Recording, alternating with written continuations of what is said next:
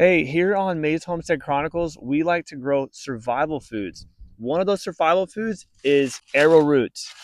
Arrowroot is also known as Canna Edulis. Canna Edulis is the scientific term if you want to get fancy. You can grow this thing in zones 3 all the way up through 11. Many people love the idea of growing this crop, right? A lot of permaculture enthusiasts, a lot of people who want to grow survival crops, but how many of those people really know how to harvest them properly, prep them, and cook them? So today we're going to be doing that, and we're going to bring you along with us. So let's jump right into it.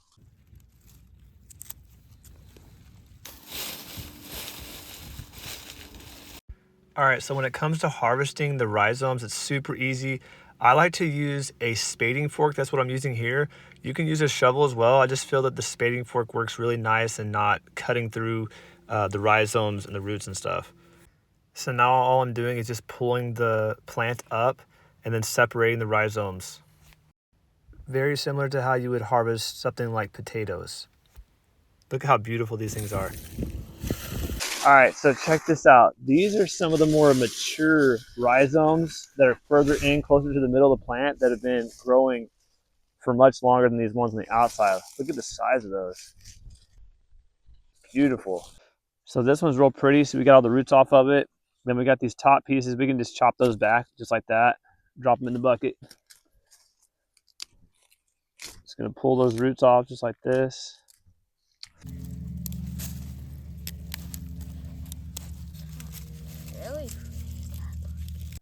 Right here, I'm just cutting the dead ends off back until you see that nice white flesh. Beautiful. And if you have kids, don't forget to get them involved. They enjoy it, and it's a good learning experience for them.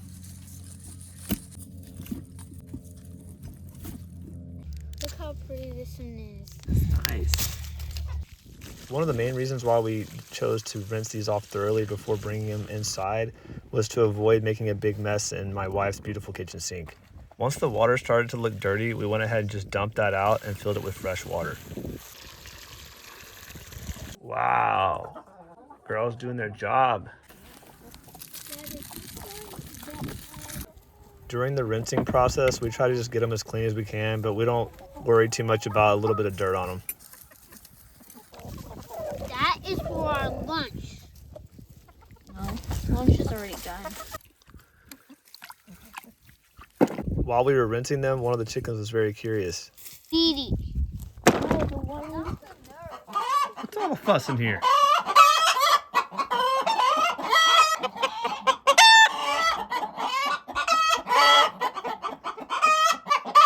Oh, talking about the eggs are dropping for us.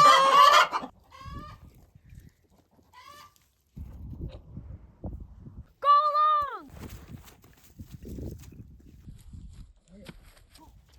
Score! Woohoo! Cutting the rhizomes into smaller pieces will allow them to soften much quicker when they're boiling. Now you're just going to put the rhizomes into a pan and fill it with water all the way to the top. Make sure to boil them until they're very soft and tender. Once they cook all the way through, the skin can be removed very easily. Just make sure to let them cool down first. Wow, that's actually pretty tender. All right, we're gonna try a little bit. This is more of a younger rhizome here. It's really tender. I'm gonna put a little bit of salt on here. We're gonna give it a try before frying it. Make sure you watch to the very end. We're gonna fry them and see how it tastes. Not bad. Actually, it tastes very similar to a potato. A little more fibery, but I can see how that's gonna taste really good fried. So let's try it fried.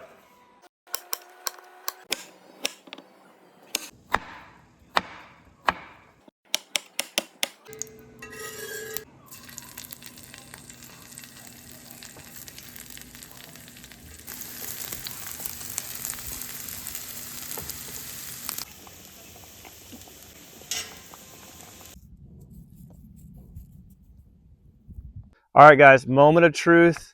This is what we've been waiting for right here. Wanted to try the fried arrowroot. So let's give it a shot. Let me see. Just salted them.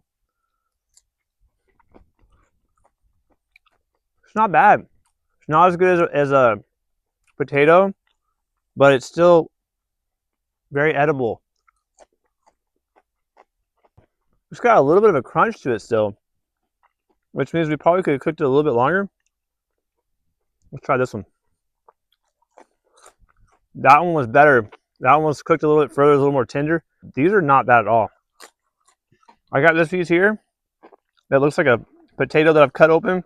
Still got the skin on it. I'm gonna take it over here and see what the chickens think about it. It's nice and tender. All right, so I separated these out. Earlier I mentioned how we were trying one of the more younger rhizomes.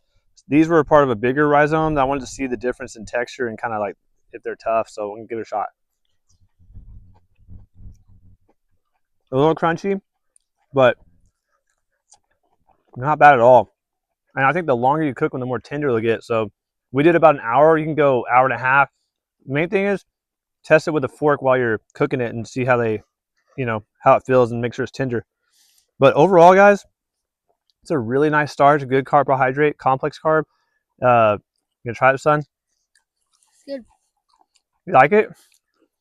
So not bad. Arrowroot, really easy to grow, grows super fast, gives you tons of rhizomes, and it's a really good survival food that you'll have on your property when everything else shuts down and you don't have potatoes and things.